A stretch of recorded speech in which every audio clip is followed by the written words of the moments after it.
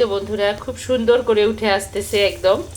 এই যে এইভাবে ছোট্ট ছোট্ট মাফিন কেকের মতো দেখাচ্ছে। তো আমি এভাবে সবগুলো পিঠা ভেজে নেব। এই যে এখানে অনেকগুলো ব্যাটার আছে, আমি এখন এগুলো দিয়ে পিঠাগুলো ভেজে নেব সব। তাই তো বন্ধুরা মজাদার পিঠা রেডি হয়ে গেল একদম। সবাইকে, আপনারা সবাই কেমন আছেন? আশা করি ভালো আছেন। আমরা আল্লাহর রহমতে ভালো আছি। তো আরেকটা ব্লগ নিয়ে হাজির হলাম। তো এখানে আমি একটা নিয়েছি নারিকেল, বিশাল নারিকেল মানে কোকোনাট। তো এটাকে এখন আমি কোরাল করব, আর এটা আমি আজকে দেব তেল পিঠায়। তো আজকে আমি তেল পিঠা বানানোর চেষ্টা করব বন্ধুরা, ভাবলাম আপনাদের সঙ্গে শেয়ার করি। তো এই তো নারিকেলটা এখন আমি কোরাল করে নেব। আমি এখানে নিয়েছি চালের গুঁড়ি, আমি দিয়ে দিচ্ছি একটু আদা। তো সরি, তেল পিঠাটায় আদা দিলে খেতে দারুণ লাগে। আদা দিয়ে দিলাম আর চালের গুঁড়ি দিচ্ছি আমি একটু ময়দা,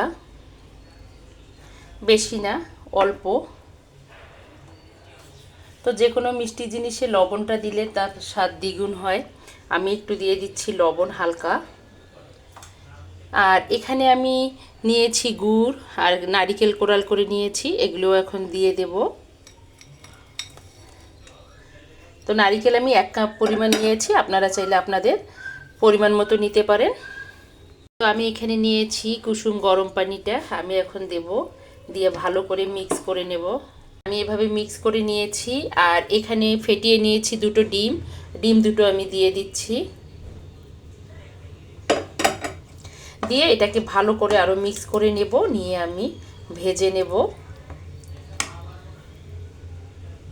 ব্যাটারটা আমি তৈরি করে নিয়েছি, এখন আমি পিঠাগুলো ভেজে নেব। আর যেগুলো গুঁড়ি গুঁড়ি দেখা যাচ্ছে সেগুলো হলো নারিকেল। তো আমি এখানে বসিয়েছি তেল কড়াইতে। আর এই 5 লেখাটা আছে, এটা এত গরম পানি দিয়ে ইয়ে করলাম, ঘষলাম, উঠতে চাচ্ছে না। আমি এখন এটা দিয়ে দেব তেলের মধ্যে মাঝখানে। তো ভাইরাল আপুরা মানে ভাইরাল পিঠা তেল পিঠা ভেজেছে কীভাবে, ওটা দেখে আমিও শিখলাম। তো আজকে বানাবো, দেখি সত্যি সত্যি হয় কিনা। বিসমিল্লাহ। তো ইউটিউবে দেখে আমিও চেষ্টা করতেছি, দেখি আমার তেল পিঠাটা ফুলে নাকি। যদি ফুলে এটা তো আলহামদুলিল্লাহ। তো আমার ঢাকনাটা একদম ছোট, ঘিয়ের ছোট্ট যে ডিব্বার ঢাকনাটা আছে ওটা আমি দিয়েছি।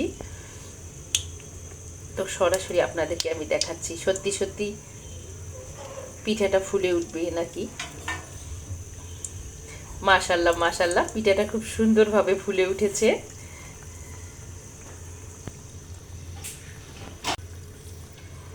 তো আমি পিঠাটাকে এখন তুলে এখন এভাবে ছড়াই নেব। বন্ধুরা পিঠাটা খুব সুন্দর হয়েছে, একদম যে কেক আছে ছোট মাফিন কেকগুলো সেরকম সাইজের হয়েছে আর সুন্দরভাবে ফুলে গেছে। আমি এদিকে আরেকটা পিঠা দিয়ে দেব।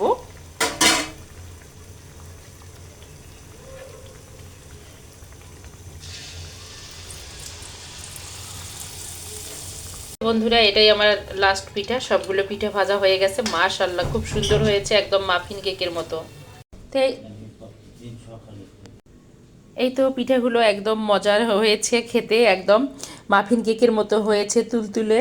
আর দারুণ হয়েছে খেতে, দারুণ। এটা যে ডিম দেওয়া আছে, নারিকেল দেওয়া আছে, এত মজা হয়েছে খেতে যা বলার মতো না। মনে হচ্ছে এই প্রথম আমি তেল পিঠা বানাইলাম এরকম করে। তো আমি ছোট ছোট করে বানিয়েছি, বড় করে বানাইনি।